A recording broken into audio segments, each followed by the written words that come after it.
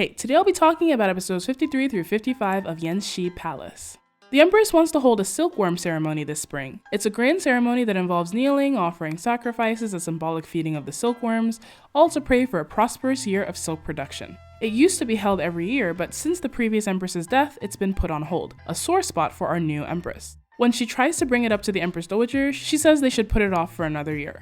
The ceremony is extravagant, and people all over the country are suffering through droughts right now. They get into a bit of a tiff when the Empress Dowager finds out that Xian has already started making preparations. 那你让我拿什么主意呀，皇后? Fifth Prince spots her tears as she leaves the Empress Dowager's palace, and it's say no more queen. Our kind white knight gets to work throwing his support behind it and pushing it through anyway, publicly going against the Empress Dowager. He is completely gone. Part of the ceremony involves using hooks to pick leaves. Traditionally, the Empress gets a gold hook, Gui Fei gets silver, and the others get bronze. But the Empress Dowager and the Emperor ordered that this year Yingluo gets silver despite only being a Fei consort. 不过就是一个内务府包衣出身的奴才。 Looks like Xian already has another tool ready to be used. And we are back to Erqing for the first time in a blessed long while. As promised, she's been locked up in prayer, but it doesn't seem like religion is helping her at all. Ooh, but this time she's spotted by Fu Hong's brother. See, Fu Hong wasn't lying. As always, trying to make her unhappiness everyone else's, she plans to attend the silkworm ceremony and clearly intends to start some trouble. Meanwhile, we find out that Yingluo is taking birth control. They don't exactly say it, but it's obviously what they're talking about. It seems like the only people who know are Dr. Ye, who is preparing the medication, and Yuan, who seems to find it very satisfying watching the emperor tricked by his favorite consort. Meanwhile, Mingyu runs into Hu Po passed out on the street. She was that maid who used to work with Mingyu and Yingluo, then was overly familiar when Yingluo became a concubine, was overheard being rude by the emperor, and kicked out. Well deserved for sure. Which is why, after she regains consciousness, Yingluo coldly tells them to send her away. Hu Po begs for her life, claiming she has a secret worth trading for. 先皇后仙逝的那天，尔晴曾见过先皇后。 Finally! Hu Po explains that she overheard their conversation that night, as Erqing tearfully admitted that on the night of the second prince's memorial, when the emperor slept in the side chamber, she went to see him to beg him to talk to Fu Hong on her behalf, but the emperor was drunk and forced himself on her. Erqing claims there was nothing she could do, and she's now pregnant. This was the final blow that broke the empress and led to her committing suicide. 奴才也很害怕，不敢向任何人提起。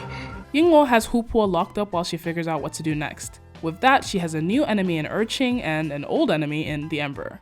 Right on time, Erqing arrives at the palace to see the Emperor. It's the morning of the silkworm ceremony, but the Emperor squeezes her in. She starts crying about the injustices she's suffered at Fu Hong's hands, all for being a little mean to some random maid.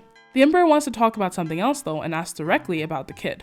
而到底 Erqing insists he is Fu Hong's child, which how could she possibly know that? But anyway, she begs him to have pity on this poor mother and let her be reunited with her son. 这样想一想， She walks out, patting herself on the back for her great acting, and heads for the silkworm ceremony. But before she can get there, she's cut off by Yuan and some other guards, dragged into the Empress's memorial, and reunited with her old co-workers. Yingluo and Mingyu confront her about what she's done. 可你已经心愿达成，还不够吗？不够，远远不够。 She goes on an evil villain monologue, and pretty much it's everyone else's fault for driving her to madness. She had to give everyone else a taste of the pain she suffered. 我这一辈子最讨厌的就是笑，可是为了讨主子们的开心，我必须笑，哪怕我遍体鳞伤，哪怕我心里流着血，我也只能笑。 Yingluo has heard enough. She signals to Yuan to bring out some weapons and tells Erqing to choose one. 我是朝廷命妇，朝廷一等公爵夫人，你竟敢私自出行！宣布。 By the time the emperor hears what's happening and makes his way over, Erqing lies dead on the floor. Yingluo doesn't flinch, explaining that Erqing deserved to die. She told the empress about their affair, leading her to lose her will to live. Before they can get into it, the empress arrives.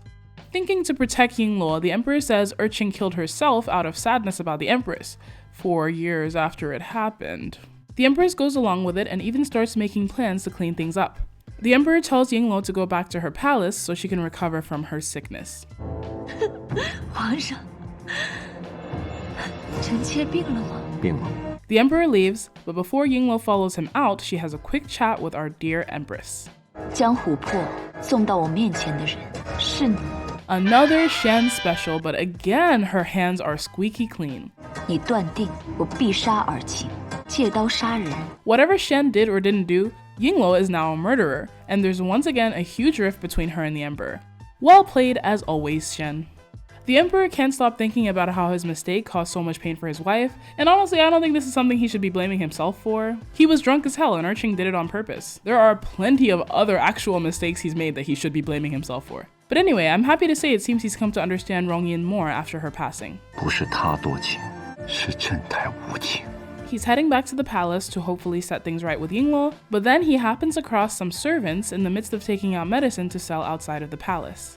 They're supposed to be old or damaged herbs that can't be used by the royals in the palace, but upon closer inspection they find perfectly good and quite expensive herbs mixed in as well, which means they're actually stealing and selling royal meds for a hefty profit. 彻查御药局。 Dr. Ye is taken in, and after investigating his books, they find out the big secret that Yingluo has been taking contraceptives.